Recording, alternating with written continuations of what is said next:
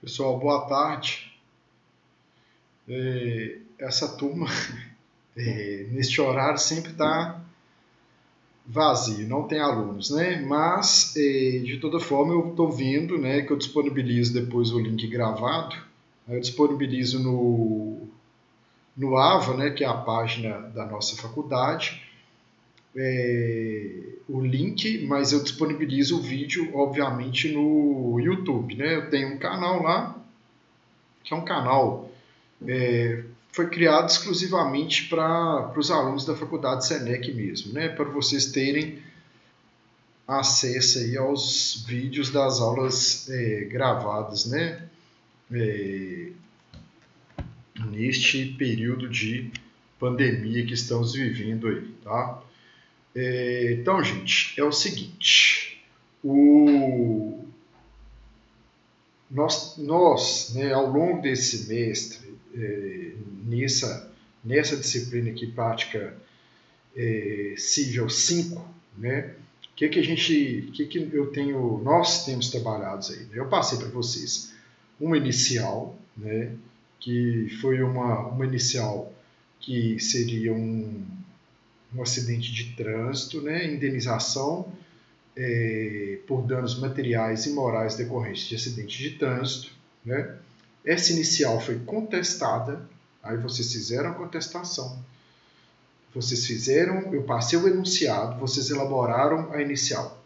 Depois, vocês contestaram a inicial. Em seguida, impugnaram a inicial. Né? Então, a gente está seguindo aí o Código de Processo Civil. Obviamente, né, que em tempos de pandemia, muitos juízes têm feito isso, tá? Porque o normal hoje com o novo CPC, o artigo, salvo engano, é o 300... eu não sei de cor, não. Mas tem um artigo 319, salvo engano, do CPC que fala que será designada uma audiência de conciliação, né? E a parte, inclusive, tem que informar na inicial, né, se ela pretende ou não fazer um acordo. E o silêncio tem sido interpretado aí como que quer fazer o acordo. Então, assim, em regra, o que está acontecendo? Pelo menos no que eu estou vendo na prática, né? Nós estamos aqui na disciplina de prática, 99%, né, das comarcas distribuiu a inicial, eles estão designando aí uma audiência de conciliação inicial. Aí, não realizado o acordo, isso eu estou falando 99%, inclusive, quando a parte autora informa que não quer fazer acordo. Né? Eles já estão com o despacho pronto lá e já falam, vão designar a audiência e pronto. Se a parte autora não quer fazer, vai ver que o réu quer, e talvez chegue lá e dá um acordo, né? E assim, é até compreensível, né? Porque um acordo, gente, é a forma mais justa de construir uma decisão judicial, né? Porque é óbvio que se judicializou a questão ali, pressupõe que já tentou resolver administrativamente e não conseguiu. Mas, às vezes, judicializou, aí a pessoa vê e fala, nossa, está na justiça e tal, vou ficar livre disso, e acaba fazendo um acordo. Né? E fala assim, então vou fazer um acordo aqui, vou ficar livre dessa questão, pronto, acabou. Né? Então, assim, agora, com isso que nós estávamos falando, né? Com a questão da pandemia, muitos juízes têm feito aqui, não têm designado essa audiência, né? Tem determinada citação para contestar, impugnar, especificação de provas e vem aí o despacho saneador, né? Que é um despacho também que tem sido utilizado, tem sido muito utilizado aí, pelo que eu estou vendo na prática, né? E o rito é esse mesmo, o correto é esse mesmo. Tem juízos, tá? Há juízos aí que não têm o costume, o hábito de sanearem o feito, né? Mas assim, o advogado tem que chamar atenção para isso aí, né? Por quê? contestou, impugnou, especificou provas, aí tem que dar uma saneada no feito, porque às vezes na contestação você trouxe à baila ali algumas questões, por exemplo, preliminares, né?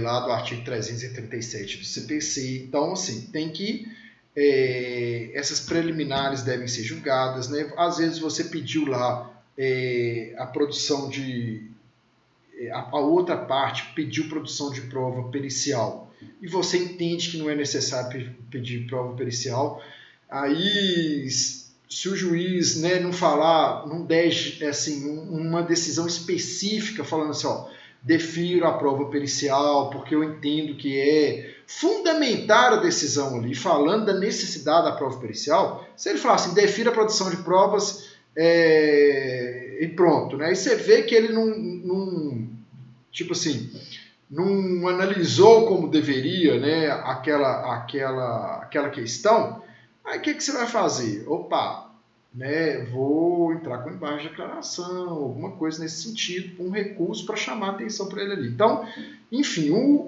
a decisão saneadora ela é boa para todo mundo, inclusive para o próprio juiz, né? Porque ele saneando o processo ali, lá na frente o processo vai chegar muito mais fácil de julgar, né? Depois da instrução, depois ali da produção de prova que ele for deferir ali e que tiver, assim, pacificada essa questão. Por que, gente, que eu estou falando pacificado? Dada a decisão saneadora, o advogado, né, as partes, né, representadas por advogados, por isso que eu falo advogados, né, podem concordar aí com essa decisão saneadora, mas, por outro lado, também podem falar, podem impugnar a decisão saneadora. Então, se você pede lá a produção de prova pericial, o juiz indefere, você pode entrar com agravo de instrumento, por exemplo, falando, ó, a prova pericial ela é imprescindível aqui, né? Então eu quero produzir, tá?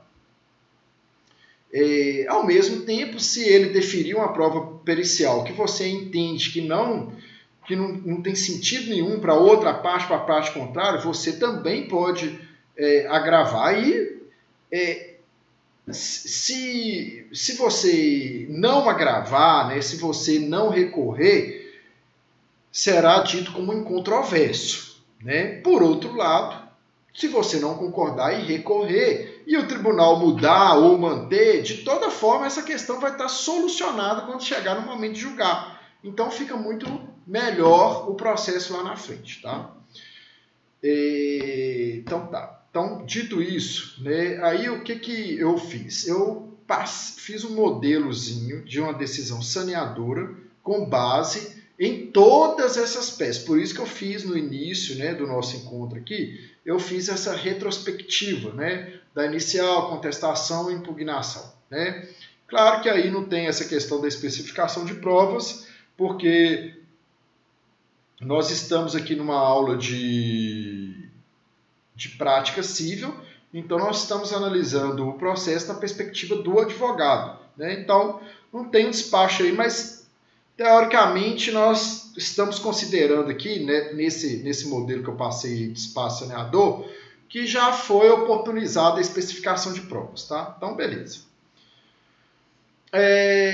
Aí vocês vão pegar essa decisão saneadora que eu passei. Nós estamos trabalhando com embargo de declaração, né? Na última aula, no nosso último encontro, eu passei aí os principais pontos práticos, tá, gente, dos embargos de declaração. Por que eu estou dando ênfase aqui para essa questão prática? Porque eu estou considerando aqui que vocês já viram os embargos de declaração na teoria, lá na disciplina processo civil na faculdade, né? Então, aqui nós estamos na aula de prática, aí eu estou considerando assim, ó, os alunos já estão sabendo disso, eu estou passando para vocês só os principais pontos. Então, vocês vão pegar essa decisão saneadora, né? Vão considerar tudo que foi feito, aí na contestação vocês suscitaram qual preliminares? As preliminares que foram suscitadas na contestação, elas foram todas analisadas aqui nesse despacho saneador? Sim ou não? Se não, aí vocês vão ter que entrar com os embargos de declaração. E os embargos de declaração, igual foi dito, né, a gente tem que ter em mente duas questões quando a gente pensar em embargos de declaração. Primeiro, tempestividade, né? O CPC, lá no artigo 1023 e seguintes, que trata lá dos embargos de declaração, fala que os embargos de declaração serão interpostos aí no prazo de 5 dias a contar da intimação da decisão. Então, primeira questão, tempestividade. Aí você vai criar lá, né, um tópico 1 da tempestividade. Aí você vai falar: o presente recurso é absolutamente tempestivo, tendo em vista que a decisão embargada foi publicada no dia 25 de abril e os embargos estão sendo interpostos, né, no dia 28 de abril, ou seja, está dentro do prazo aí. Nesse sentido, é absolutamente tempestivo. Aí, cabimento. Aí você vai criar um tópico que chama cabimento. Aí quais que são as hipóteses, né, legais, né, que o CPC prevê lá de cabimento dos embargos de declaração. Aí fala lá: omissão, contradição, obscuridade e erro material. São 4 possibilidades, né? Aí você vai ler a decisão, igual eu falei, com tudo que foi processado, né, uma decisão saneadora, ela está analisando tudo que foi processado até então. Então, no nosso caso aqui, nós estamos considerando, né, que a decisão saneadora já analisou inicial, contestação, impugnação e especificação de prova. Essas 4 questões, né, já foram aí, são, né, essas 4 questões são, né, objeto de análise da decisão saneadora. Então, a gente vai ver, diante de todo esse quadro, né, diante da inicial, da contestação, da impugnação e da decisão saneadora, é lógico, né, a gente vai analisá-la para ver se ela verificou todos os itens suscitados nessas peças processuais aqui mencionadas, né? Então, se ela tiver feito lá a análise, né, tipo assim, tudo foi devidamente analisado, aí, se você não concordar, você vai ter que entrar com agravo de instrumento. Agora, se ela tiver analisado e a análise, no seu entender, né, foi omissa, ou foi obscura, ou foi contraditória, né, ou houve um erro material nessa análise, aí você vai ter que entrar com embargo de declaração. Então, nós estamos trabalhando neste momento, né, o recurso denominado embargo de declaração, então a gente vai analisar essa decisão, esses embargos de declaração aí, com os olhos dos embargos de declaração, tá, gente? Tá bom? Então, aí você vai ver se o segundo tópico da nossa peça lá dos embargos de declaração vai ser do cabimento. Então, ocorreu erro material? Ocorreu omissão? Ocorreu contradição? Ocorreu obscuridade? Ou ocorreu mais de uma coisa, né, mais de um ponto na mesma decisão? Que pode ocorrer. A decisão ela pode ser contraditória e pode ter um erro material tranquilamente, tá?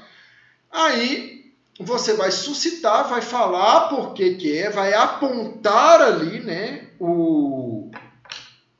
uma dessas questões, se houve erro material, se houve obscuridade, se houve contradição, né, um destes pontos aí, e vai falar e vai discorrer sobre isso. Então, por exemplo, se eu entrei lá,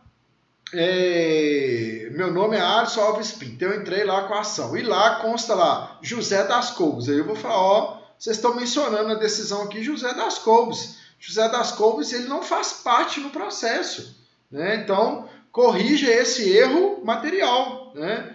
Porque quem está demandando aqui é a Alisson e a outra parte chama, sei lá, João. Não tem José das Couves aqui não. Isso pode acontecer, gente? Pode, né? Claro, né?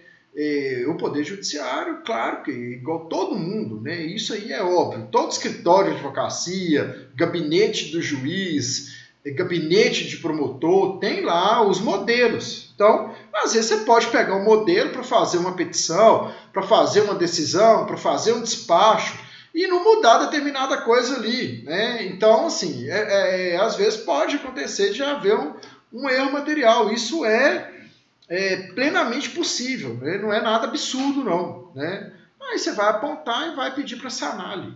Tá? Então é nesse sentido que eu quero que vocês elaborem a peça aí. Tá? Aí a peça é para ser entregue na próxima aula. Está lá no AVA, né? No AVA de vocês, o enunciado